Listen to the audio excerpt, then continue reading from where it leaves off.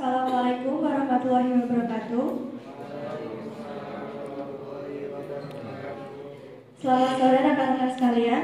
Pertama-tama saya ucapkan terima kasih kepada Bapak Aristiono Nugroho selaku dosen pengampu matkul Sosiologi Agraria yang telah memberikan kesempatan kepada kami tim materi kedua yang bertindak sebagai moderator, saya sendiri Naila Fauzara Masuci, dan penyaji Fikri Pradipa Aju, pembahas 1 Mu'alifatus Sa'adah, pembahas 2 afiliasi Diva, dan juru kamera Divara Apip, yang dimana akan membahas tentang skripsi yang berjudul Dampak Program Pelayanan Rabularis terhadap Indeks Kepuasan Masyarakat dan Kontribusinya dalam Pelayanan Pertanahan di Kabupaten Goa. Langsung saja kepada penyaji dipersilakan untuk menyampaikan materi.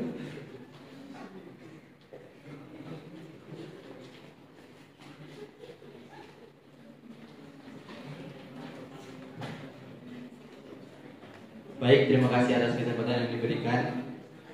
Assalamualaikum warahmatullahi wabarakatuh. Yang saya hormati Bapak Aristiono Nugroho dan saya cintai teman-teman sekalian. Di sini saya akan menjabarkan 5 poin penting tentang terkait dengan materi 2, yakni dari menit 21 sampai dengan 40.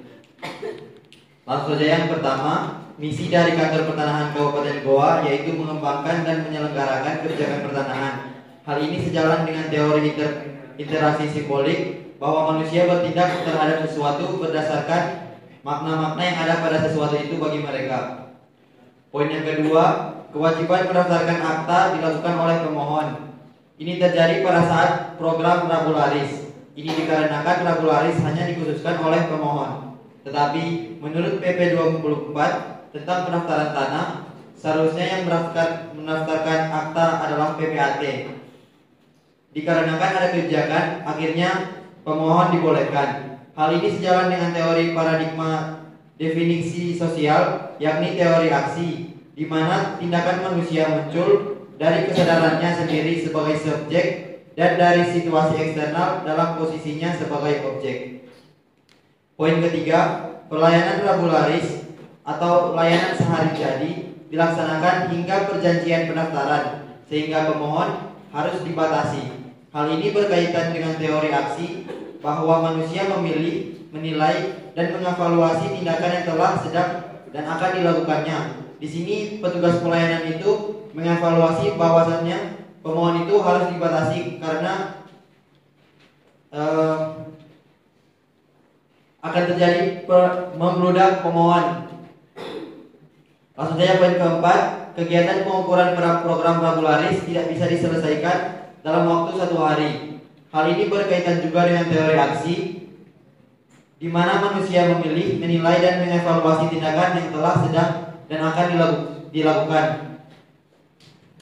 Poin kelima, Kantor Pertanahan Kabupaten Goa memiliki 2 inovasi, yaitu program Rabularis dan pelayanan akhir pekan. Program-program ini bertujuan untuk percepatan layanan di Kantor Pertanahan Kabupaten Goa. Hal ini sejalan dengan paradigma perilaku sosial, yakni teori perilaku sosial, di mana perilaku para pihak saat ini akan membawa suatu akibat baginya di masa yang akan datang. Dalam konteks ini, apa yang dilakukan oleh Kantor Pertanahan Kabupaten Goa, yakni menjalankan program Rabularis dan pelayanan akhir pekan, itu akan berdampak di masa yang akan datang terkait dengan percepatan layanan di Kantor Kabupaten Pertanahan Goa. Kantor Pertanahan Kabupaten Goa. Sekian dari saya, dikembalikan kepada moderator. Baik, selanjutnya saya persilahkan kepada pembahas 1 untuk menyampaikan kritik dan pertanyaan.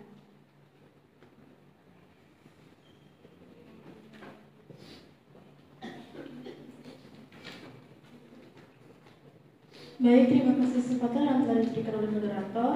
Di sini saya akan memberikan pertanyaan mengenai poin yang sudah dibicarakan oleh penyaji, menyebutkan kembali pada poin ketiga, yaitu pelayanan Rabularis dilaksanakan hingga tahap perjanjian pendaftaran sehingga permohonan harus dibatasi.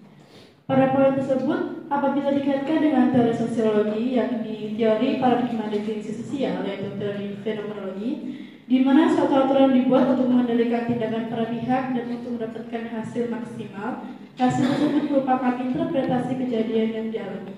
Hal ini dalam program Rabularis yang membatasi permohonan karena harus mendapatkan hasil yang maksimal dan kondisi yang terjadi di lapangan.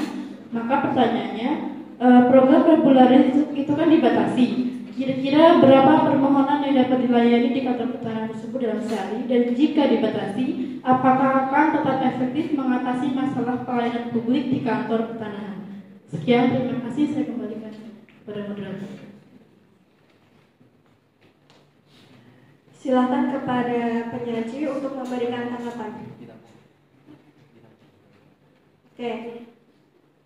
Selanjutnya saya persilakan kepada pembahas 2 untuk memberikan argumen dan pertanyaan.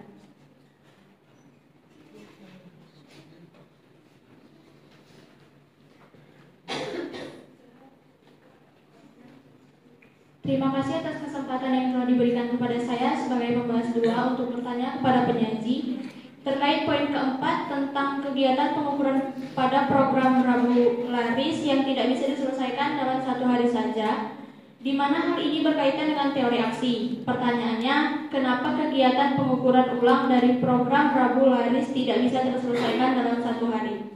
Sekian, terima kasih. Silakan kepada penyaji untuk menanggapi.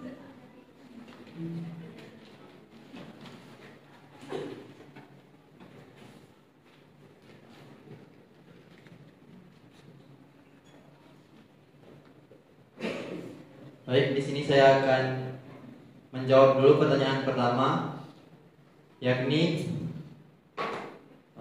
untuk data pastinya itu tentang pembatasan berapa pemohon yang dibatasi untuk program Rabularis ini atau layanan sehari jadi, itu tidak saya dapatkan. Tetapi dan menjawab pertanyaan kedua itu yakni, dan jika dibatasi, apakah akan tetap efektif mengatasi masalah pelayanan publik di kantor pertanahan? Itu untuk data yang saya dapat itu hanya jumlah pelayanan Rabularis dari tahun 2022 dan tahun 2023. Itu di tahun 2022 itu terdapat 218 pelayanan program Rabularis, dan di tahun 2023 terdapat 218 pelayanan. Dan jika dirata-ratakan itu, ini 165 pelayanan per tahun. Dan mungkin untuk pembatasannya itu tidak jauh-jauh berada di angka jumlah tersebut, yakni 165 pelayanan per tahun. Dan untuk menjawab pertanyaan dari pembahas 2 tadi, yakni apakah efektif kalau sehari pengukuran jadi itu, menurut saya itu tidak efektif, karena untuk melakukan pengukuran itu pasti masih menunggu surat tugas ukur, dan untuk melakukan pengukuran sehari jadi itu susah juga, dan itu biasanya untuk pengukuran itu seminggu baru bisa terbit untuk bisa diukur objeknya. Sekian dan terima kasih.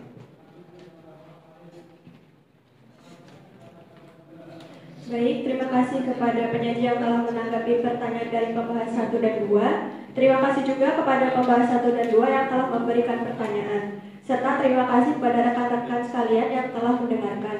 Sekian dari kami. Wassalamualaikum warahmatullahi wabarakatuh.